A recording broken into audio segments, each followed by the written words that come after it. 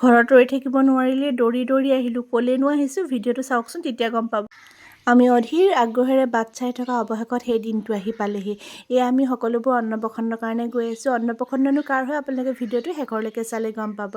এয়া আমি জেগাটো পালোহি য'ত আমি অন্নপ্ৰসন্ন খাবলৈ গৈ আছোঁ। এয়া দেখিছেনে, এয়া হৈছে জুবলি কমপ্লেক্স, আমাৰ ICL হয় আৰু ইয়াতে আজি অনুষ্ঠানটো আছে। আমি সোনকালে আহিলোঁ কাৰণ অন্নপ্ৰসন্ন যেতিয়া মানে আগবেলা ভাগতে খোৱা বোৱা নিয়মটো কৰা হয়, সেইকাৰণে আমি যিহেতু বৰমাকহঁত হৈ আহিবই লাগিব। দেখিছেনে এইপিনে আইতা, কেনাইক, মাহীয়েক সকলোবোৰ আগতে আহি পালেহি। এইফালে আমাৰ নীৰক এনায়ে লৈ আছে দেই।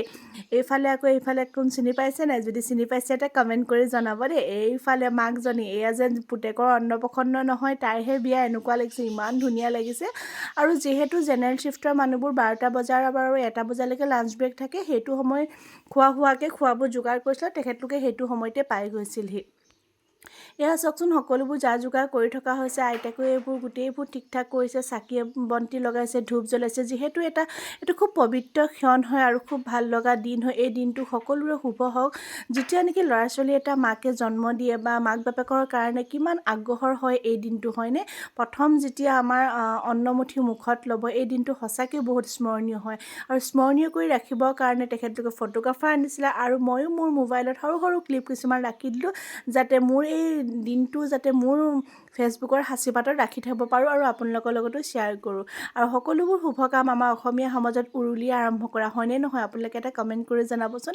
এয়া আইতাকে উৰুলি দিলে, উৰুলি দিয়াৰ পিছতে এয়া প্ৰথম পায়সকণ এয়া খুৱাইছে দেই।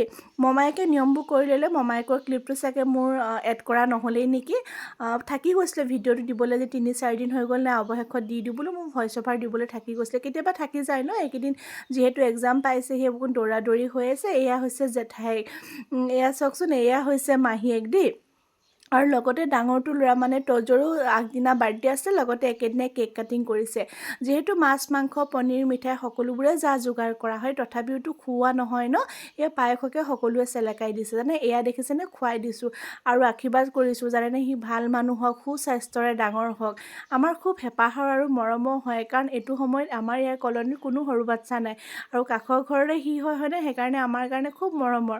আৰু বৰমা বুলি যেতিয়া আমি তাক ল'বলৈ যাওঁ ন, সি হাত চাত জোকাৰি দিয়ে আৰু হয়নে। সঁচাকৈ এই সময়খিনি খুব ভাল লাগে। নিজৰ ল'ৰাৰ যেতিয়া অন্নপ্ৰসন্ন আছিলে, তেতিয়া আমাৰ ইমান ডাঙৰকৈ বা এনেকৈ এটা অনুষ্ঠান কৰা হোৱা নাছিলে। যিহেতু আমাৰ ঘৰৰ অকণমান অৱস্থাটো মানে কি, মোৰ শহুৰ দেউতাৰ গা বেয়া কাৰণে সেনেকুৱা চিটুৱেশ্যন হৈ থকা নাছিলে। যেতিয়া আজি এই সময়কণ দেখিছোঁ নহয়, সেই দিনটোলৈ মনত পৰি গৈছে, অলপ আৱেগিকো হৈ গৈছোঁ জানেনে।